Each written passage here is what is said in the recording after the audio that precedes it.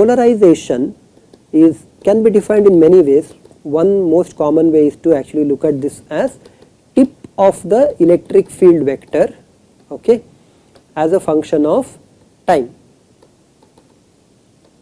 Okay, this is called the polarization.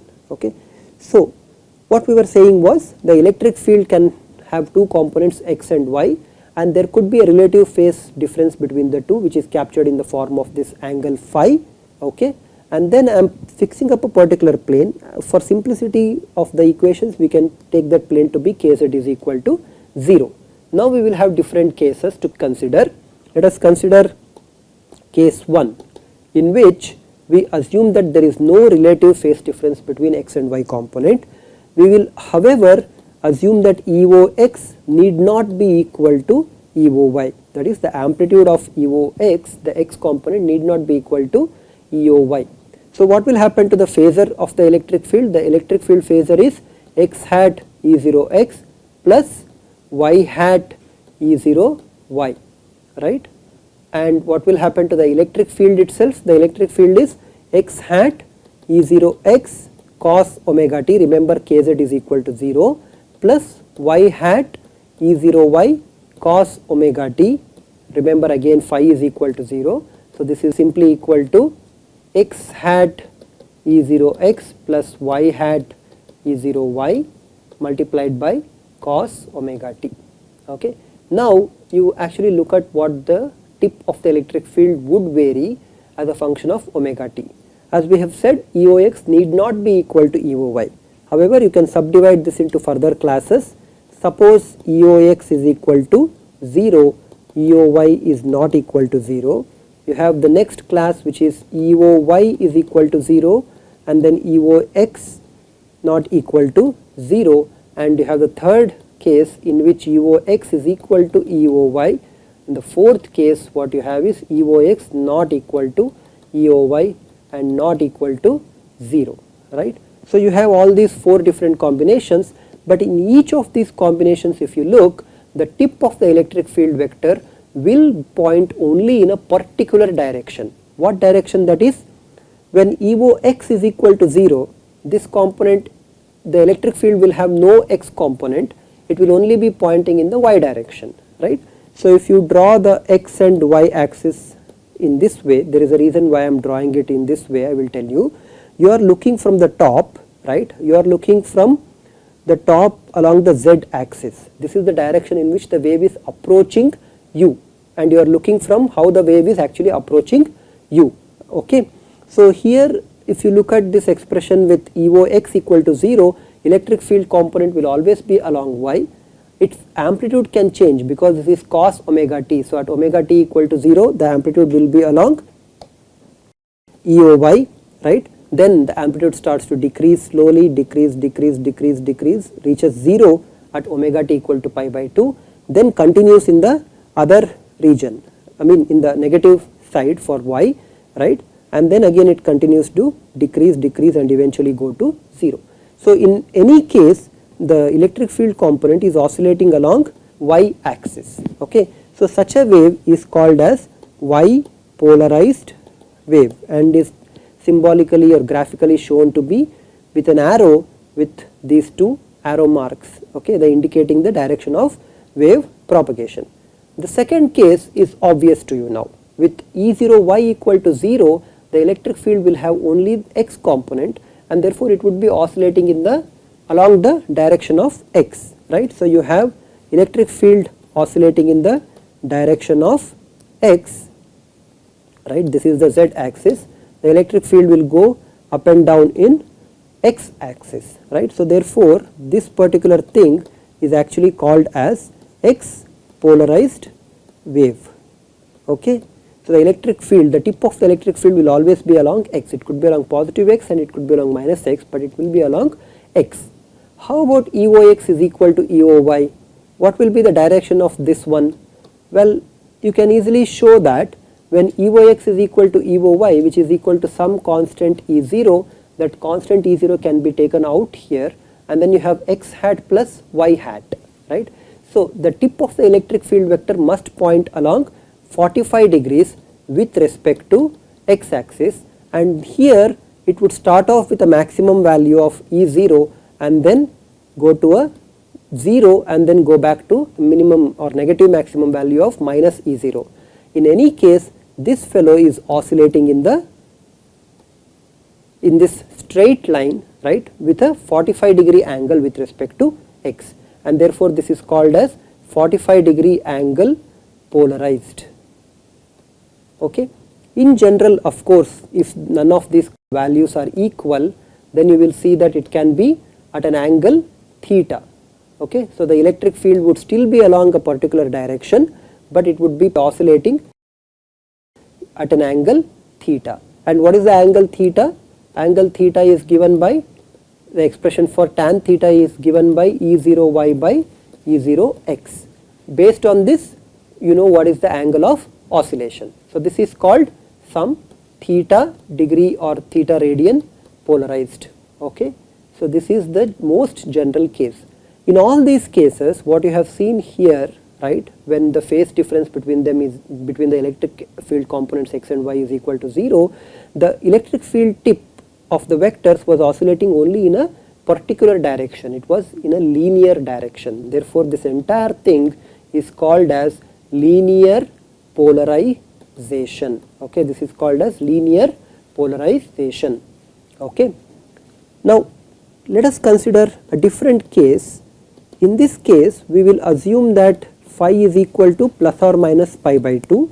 Okay, I have two cases out there, plus or minus pi by 2, and then I will assume that EOX is equal to EOY. The amplitudes of x and y components are equal. Okay. So for this, if you write down the expression for the electric field, you will see that electric field can be written as, so let us say the amplitude is equal to some E0, right. So I have E0 x hat cos omega t minus or plus y hat sin omega t. Okay. So this is the expression for electric field at z is equal to, or at kz is equal to 0. Okay. All right. So what will direction of the tip of the electric field vector be in for this particular case? Again, let us go back, and in this case it might be interesting to consider, or maybe it would be easier to consider plus pi by 2 once and minus pi by 2 once. Okay. So we consider phi is equal to pi by 2 in this diagram. We will consider phi is equal to minus pi by 2 in this diagram. Okay. So this minus sign goes for pi by 2 and this plus sign goes for minus pi by 2. Alright. So we have everything else that is required for us. So write this as x and y. Remember, you are looking into the wave that is approaching you. Okay. So if you are looking along the z axis or minus z axis, the wave is actually seen to approach you. The wave is propagating along plus z direction, and you are basically looking at that such that the wave is coming towards you.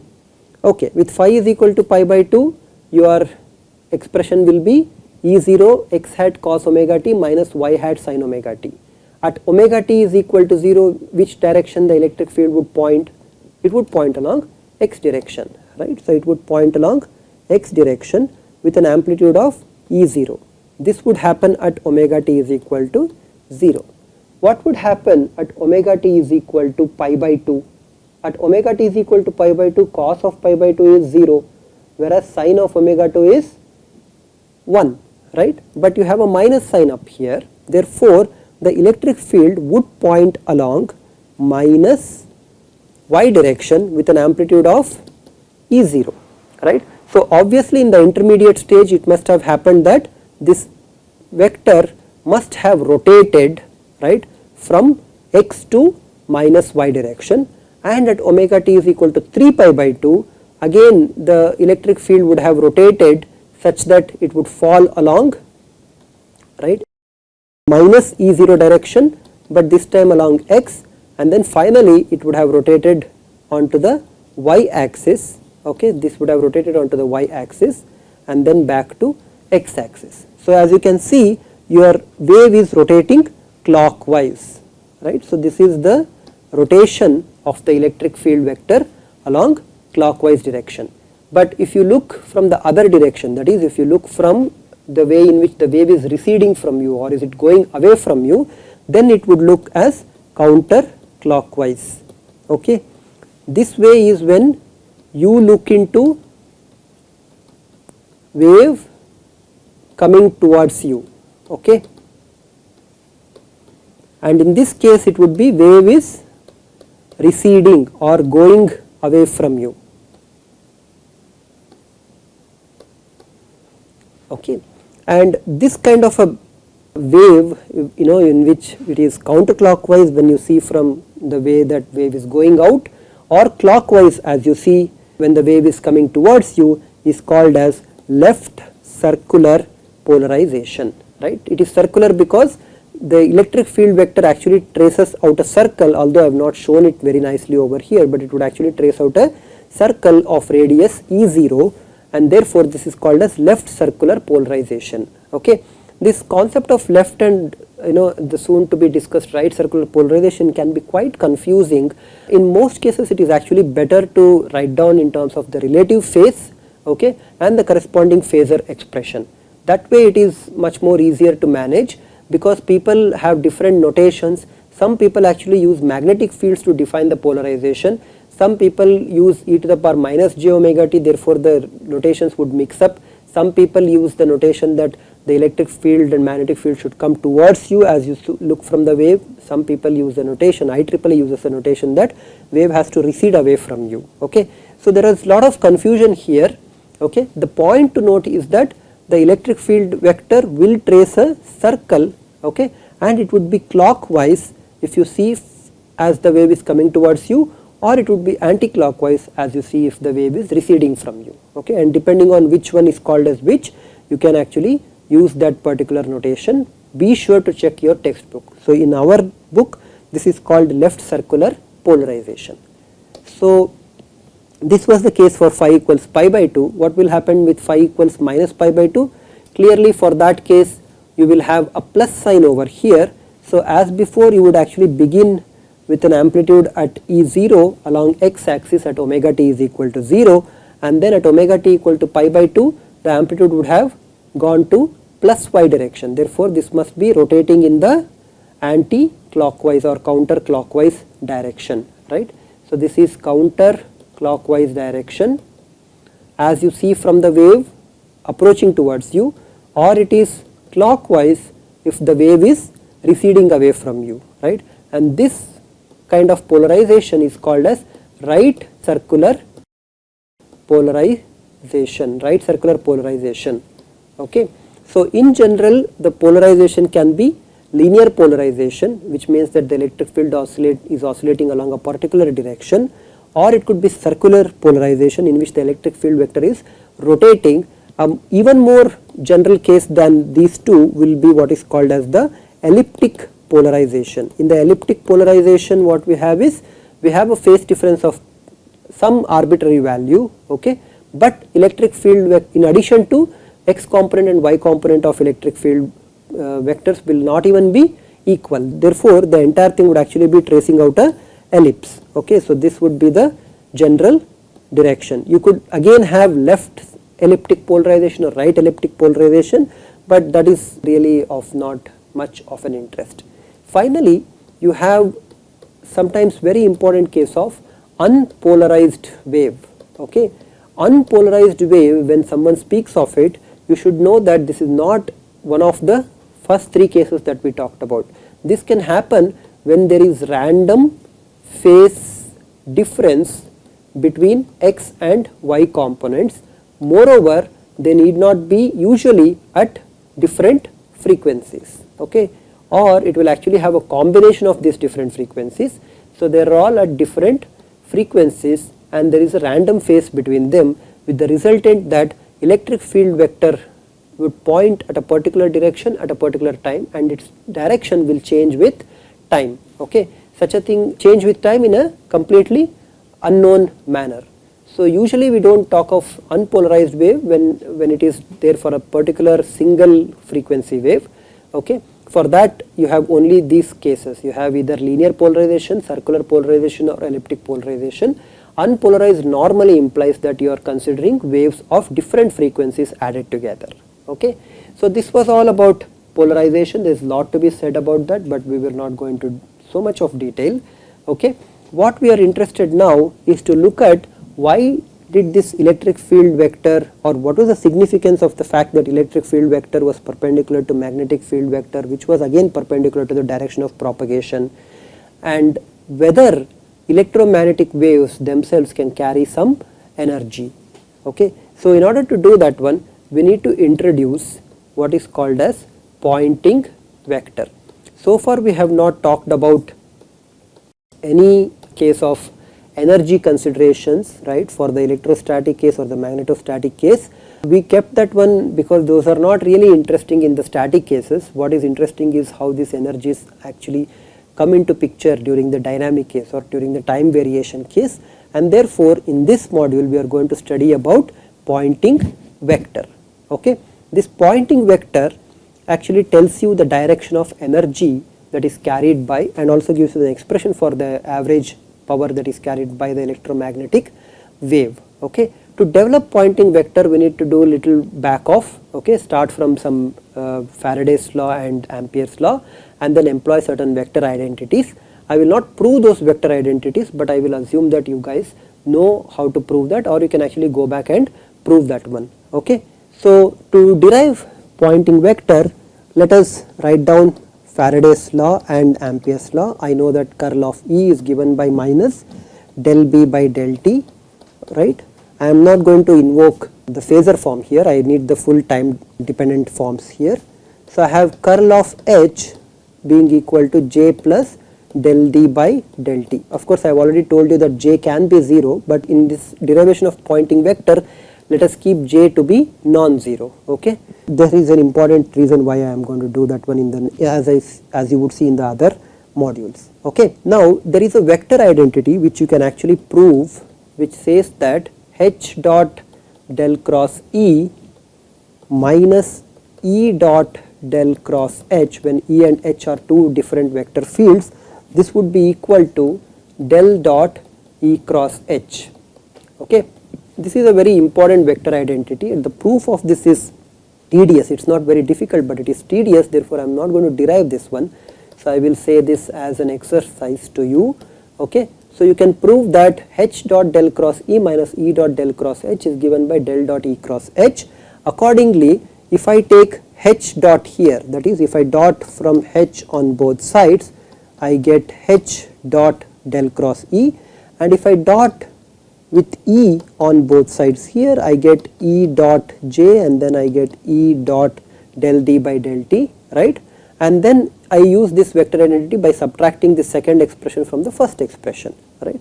So when I do that one, what I get is the left hand side will be H dot del cross E minus E dot del cross H, right, which will be equal to minus H dot del B by del T. Okay. I have removed minus sign outside of the dot product.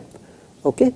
Minus E dot J, because I have dotted the second expression with E, and then minus E dot del D by del T. Okay. The left hand side of the expression can be replaced by del dot E cross H. So del dot E cross H must be equal to minus H dot del B by del T minus E dot J minus E dot del D by del T. Okay. Now with this, let me actually invoke the divergence theorem and then integrate over a certain volume of region, right. So in this divergence theorem, I know that I have a volume V, right, and the surface S, right, and then integrating this first with respect to volume and then converting using divergence theorem this expression from volume integral to surface integral will give me. So let me write down both the steps for you, if it might be slightly confusing otherwise. So this is the integration over the volume. I am getting minus H dot del B by del T integrated over the volume minus E dot J integral over the volume minus integral of E dot del D by del T over the volume. The left one, I can replace this as integral over the closed surface of the quantity E cross H dot ds, where ds is the normal to this surface. Okay, this is the surface that I am considering. which is enclosed by this volume V, or the surface is enclosing the volume V, and then this integral of a quantity called E cross H over that particular closed surface is giving me some 3 terms on the right hand side. Let us look at this term E dot J. Remember that J and E are related by Ohm's law for conducting medium, right? For conducting medium, J and E are related by this expression in which sigma is the conductivity, right? So E dot J would actually be something like sigma magnitude E square, okay? Sigma magnitude E square. Now electric field E is proportional to, or is it actually the way in which we normally define for the potential V, right? And this expression should turn out to be something very similar to conductivity times V square, right? If you go to the circuit theory, this would be similar to conductivity times V square or V square by R, which actually represents ohmic losses, right? This should represent ohmic losses, okay? If you want, you can actually put down the minus sign to the left hand side and retain all the plus signs over here, okay, to represent the loss or the stored energy, and this quantity therefore represents ohmic losses, okay. What about the term that you have as H dot del B by del T integrated over the volume? This term is actually the stored magnetic energy, okay. Why? Again, go back to the circuit kind of an idea. B is equal to mu H, right? So this H dot del B by del T would give you something like H dot mu can come out del H by del T, right? Or you can replace this one by del T of magnitude H square half. So half of del T magnitude of H square. So when you do this thing, right, you can see that this H is the way in which you define the current, and then this mu is related to the inductance. Therefore this is kind of half Li square, right, which would be the stored magnetic energy. Similarly, E dot del D by del T can also be interpreted as stored electric energy, right. So you can think of this as stored electric energy, and this can also be written as D dot E by 2, okay.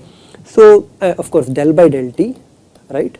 So there is del by del T of D dot E by 2, right. This factor of half will actually take care of the fact that there is a differentiation of D dot E, right.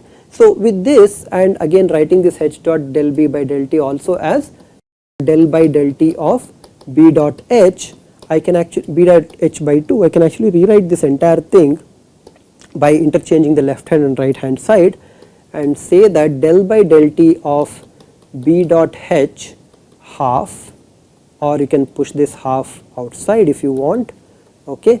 So you have del by del T of B dot H integrated over V plus half del by del T of D dot E, okay, integrated over the volume, plus E dot J, which represents the ohmic losses, again integrated over the volume. Since everything is integrated over the volume, let me take that as a common factor, would be equal to minus integral of E cross H dot ds, right. So the way in which we interpret this is, now you have a certain volume, there is some amount of energy that is getting lost, there is some increase in the stored magnetic energy, there is some increase in the stored electric energy.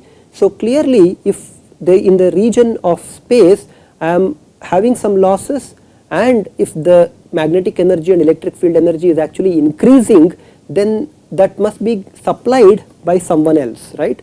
So someone must be supplying an energy so that there is some amount of energy is lost in the ohmic losses, in the heating of the material or the heating of the region, and the remaining of that energy going into the increase of magnetic and electric energies, right. So with that, who is this someone that is giving you this power? And that is precisely this particular quantity, right. Therefore this term of minus integral of E dot H dot ds must increase the amount of power that is generated or that is being given by us, or integral of E cross H dot ds must tell us the power that is going out, right. So if you have minus integral of E cross H dot ds as the power that is coming in, therefore integral of E cross H dot ds must be the power that is going out. This is not just the power actually. So if this entire thing is the power, that is correct, but this power is power times area, right. Therefore the quantity that is inside E cross H must represent power density, okay. This must represent power density and must be measured in terms of watts per meter square in SI units, and this power density is actually called as the Poynting vector, or rather this E cross H is called as the Poynting vector, or sometimes known as Poynting vector density or Poynting power density, just to confuse you guys. But the most important point is that this Poynting vector E cross H will tell you the power density which is actually going out of a particular closed region, okay. This is the Poynting vector, and for the case of the plane wave that we considered, well, E was along some having an amplitude some E0 e power minus jkz, right.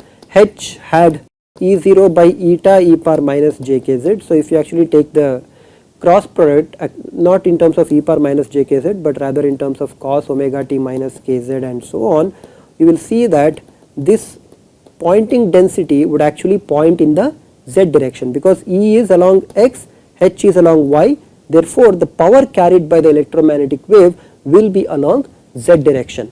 There are some changes that we need to make to Poynting vector in order to consider them to be fit for phasors. A discussion of that we will postpone further, because there are certain other subtle aspects of Poynting vector that I would like to point out, okay. So for now in this module we close with Poynting vector expression. Some changes to Poynting vector expression will be taken up after we consider wave reflection.